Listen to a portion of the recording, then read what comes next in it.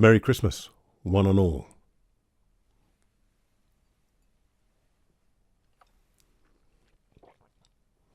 Lovely. But microphones, electronics and liquids.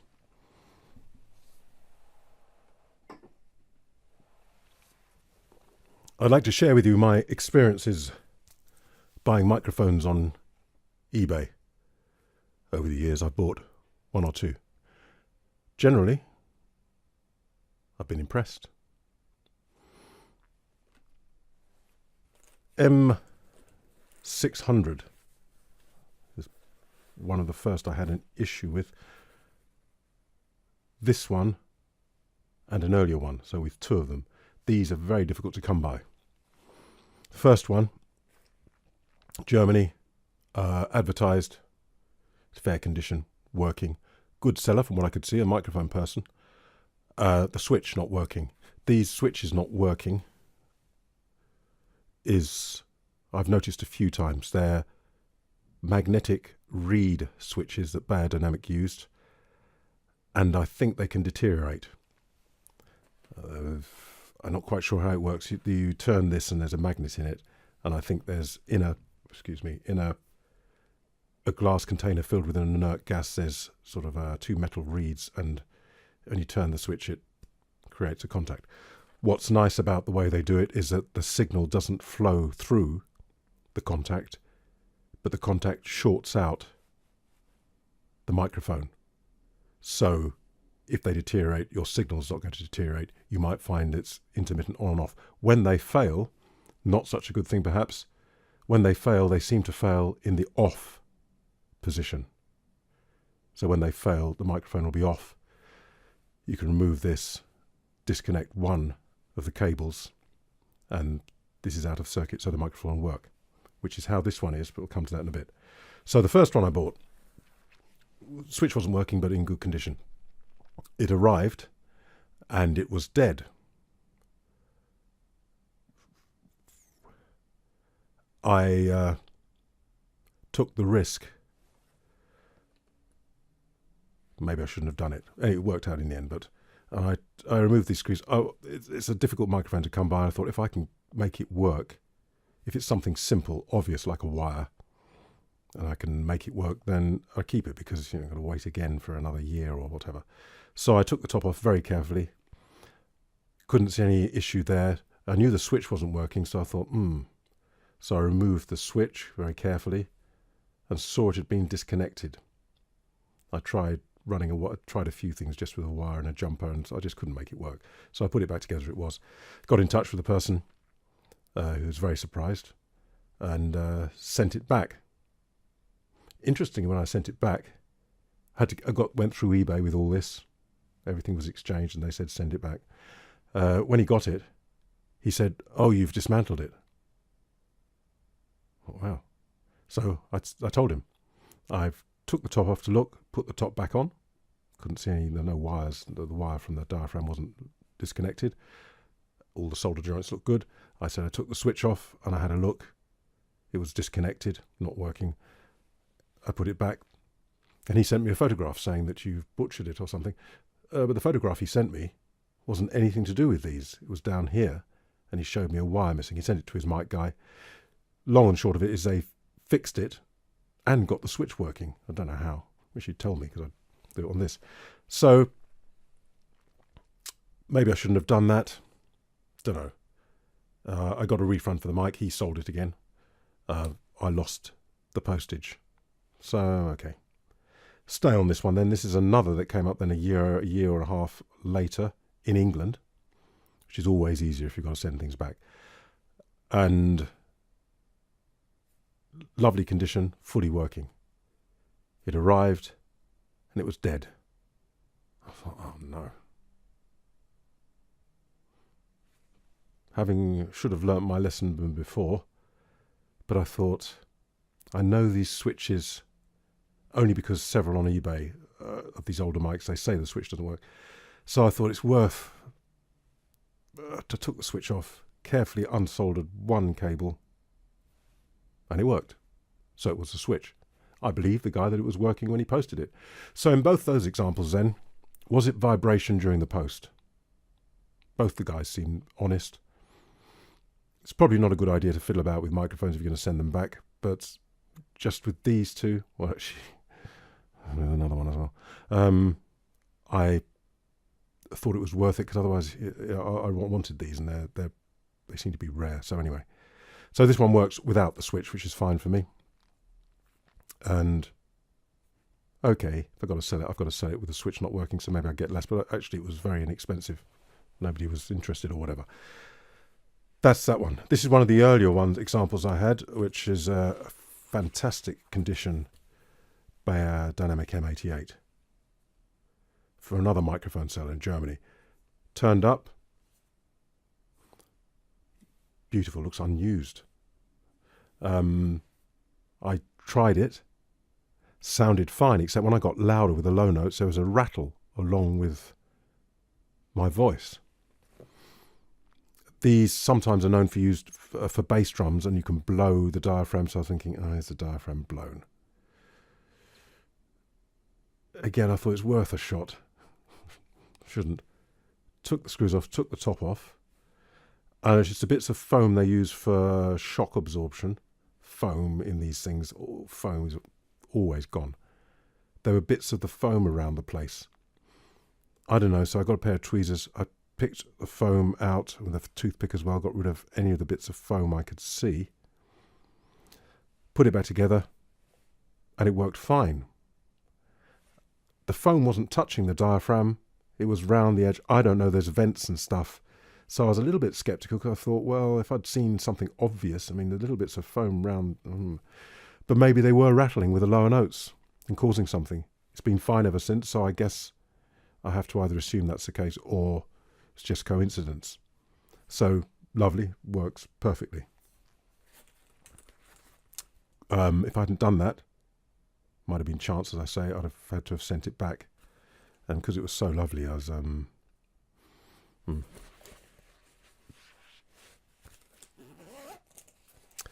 Aha. Those two I'm going to call innocent. This one, not so innocent. If I can get it. Oh, this one's interesting as well. No, this one. This is a Bayer ribbon mic. What the fellow said about this is that he'd got it from new. As soon as he used it, it sounded raspy. He sent it back to Bayer Dynamic. They replaced the ribbon, sent it back, and in the time it took to do that, he'd bought another microphone, so it was unused. It arrived, and I noticed a flat there and a little flat there, which must have come from dropping. So that story doesn't sound right to me. Maybe he did, or maybe he just used it once and dropped it twice when he used it once, but didn't mention that. Took the top off again. I could see the ribbon housing, and I could see a clear type glue. I've got another one of these which I bought brand new, and I took the top off that and looked, and the cement that was used was not the same, and a little bit not too tidily applied. It didn't matter, but so I wonder, did Bayer really do that? Maybe dropped it, and the ribbon housing, the ribbon thing that holds the whole ribbon thing, had come displaced. I think that's more likely. Anyway, it was firm, the ribbon thing. It sounded fine. I compared the two mics. It sounded fine. So I'd got one with a slight dent in it, but I got in touch with him and said, listen, I got a long, angry reply. I thought, well, it's America again. I'm not going to send it back. But I looked on his original listing, and I looked at his photographs. I hadn't spotted it originally, but when I looked closely on his, I could see a flat in his photograph. So I downloaded the photograph, put a ring round it, and sent it to him and said, but look, this is your listing. His tone changed completely, which, you know, you've been found out, haven't you? What are you going to say about that? Anyway, in the end, I said, I'd taken the top off. As before, you can put a rounded end of a screwdriver or something in a vise, and then with a rubber mallet, tap the dents out. So there we go. So dents out. Maybe a tiny bit there, but can't see it. So that one was, but it works fine. It sounds identical to the other one. No problems, but a little bit. This one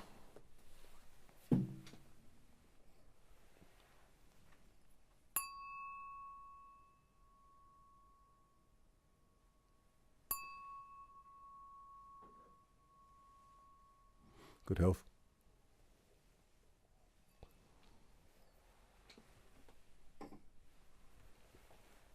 This one I can see how wars might start. Have I got the right one? Yes. Biodynamic M88. Older. Lovely condition. And by a tiny margin, the sweetest of the M88s. So I'm a happy man. But the story was a bit involved. Came from Spain from a studio. Turned up. I plugged it in. And it sounded okay, a little bit quieter than my others, but was accompanied by a buzz, a hum. Here we go. Tried a different cable, all the things you might do. I tried it on a different desk. For some reason, I was just trying it on everything just to see. And I noticed that one of them has global phantom power or something, whatever I had. It had phantom power, which shouldn't harm these. They're fine with it. But with anything with phantom, the buzz was different on different inputs. Mostly unacceptable. On one, almost acceptable, but not really. But on others, just completely unusable. Anything with phantom power, forget it. So, I don't know. Got in touch with them. They said, no, it works fine. Works fine. I suspected this. This is an early one which had a Tuchel connector DIN. And this is a biodynamic replacement XLR. So I thought, somebody's replaced it. Is the wiring good? Has the transport done something? So, I'm afraid, yes. I unscrewed it. And when I looked, I noticed the 3 pins here with only 2 wires connected. The other pin had solder on it. So it had been connected before. So my friend Tim Beaton, I sent him some photographs, and he looked at it and said, it's been wired for unbalanced. He said, I'm pretty sure if you remove that cable and put it to the other pin, then you'd have 3 connections. 2 cables would go into 1 pin. He said, I bet you it works. So I thought, here's a risk. Oh, but before I did that, in the exchanges we had back and forth, I said they were doubting me somewhere. I said, well, look, I sent them to my website, The Magic of the Microphone. I said, look, have a look there. I'm not bigging myself up, but I've got a few microphones. I know when one doesn't work, I hope. But then they said, how do I know that you don't want parts from this one to repair one of your others? Really? I go to that trouble? But there you go. Anyway, I persisted with it. I did what my friend said. What Tim said, and removed it and wired it there, cleaned it up whilst I was at it because it's soldered all over the place and nice and clean. Worked perfectly. So that worked out right. I mean, if you're a person that isn't a bit handy with these things, that would have been 3 or 4 instances where you'd have had to send it back. eBay are quite good about that. This one, I wonder what eBay would have made of it, because if you used it with a jack, unbalanced, I'm sure it worked fine. They must have been using it in Spain with a jack. Somebody must have wired it that way because there was solder on the other pin, so somebody must have taken that wire off that pin and put it on the other one deliberately. Probably using it with a jack. Maybe they're using it as a talkback mic in the studio or something. So I thought they mentioned. Well, maybe they didn't know. So what would have been? I've sent it back to them to Spain. They'd have tested it. If they tested it in the same way, they'd have said it works fine. What's wrong with you? Sent it back to me. And, you can see how a war could start with that. Sorted. So in the end, I bought quite a few microphones. In the end, I'm thinking, it's okay. I haven't had a real disaster yet. But I think, bearing in mind all that, what you might do as a kind of a system, I've got a list here which I say, some of these are obvious. I'd say check the listing and photos quite carefully, obviously. Ask any questions and ask for more photos if you have any reason to feel that you want to do that. Most of you can get 12 free photos on eBay now, and with a microphone, how many? You don't need 12, do you? But just in case. Something that I've been doing, which I think is a good idea, we've all got phones and stuff now, I would video the unboxing. When it arrives, have your microphone and something to test the new one with, so you can just take your microphone off and plug a new one. So just when it comes there, say, hi, the microphone's arrived, thanks very much, and just video you cutting it open, everything you do, take it out, test your own microphone that you've got there, unplug it, put theirs on, and test it. They could still say, oh, you had already opened the box and fiddled about and taken parts out and all this fit, and you just made a video like that. But at least it gives you something to go by. And if you don't need it, hopefully you won't, you just delete it. But at least it gives you something, and something for your memory as well if further on you can't remember what the situation was. So that's what I'd recommend. Doesn't cost you anything, bit of time. A few things to bear in mind. Oh,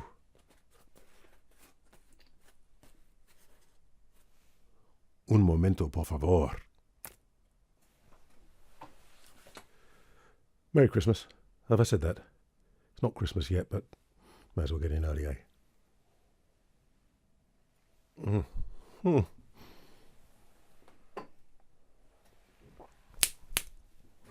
Now, let's see what that does. Rough.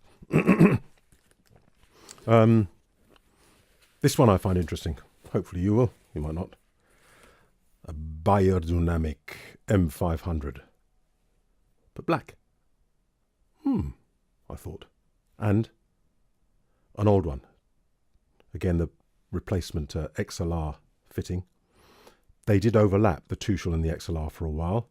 So because it would have been a two-shell connector there, it doesn't mean it means it's old, but you could have an XLR that's slightly older because there was an overlap period where you could buy either, and then two-shell were phased out. So it means it is an old one. Anyway, so I was interested in the old one, and because it's black as well. This arrived, lovely condition, fantastic, all good. Tested it with the other M500s, sounded nice and clean and clear, and with that, I like them. I've been using the M500s recently, and they are an enjoyable quality mic. Got a shape to them. You look at the review, but every now and then it's nice just to have a little bit of a shape to things. It's quite fun. But this one, I've done a comparison, and you'll notice this one's in there. The bass just wasn't there. What bass there was clean, wasn't distorted. I'm thinking the ribbon can't be gone, surely, because... So I think, again, I probably took the top off and had a look. I've got something else to tell you as well.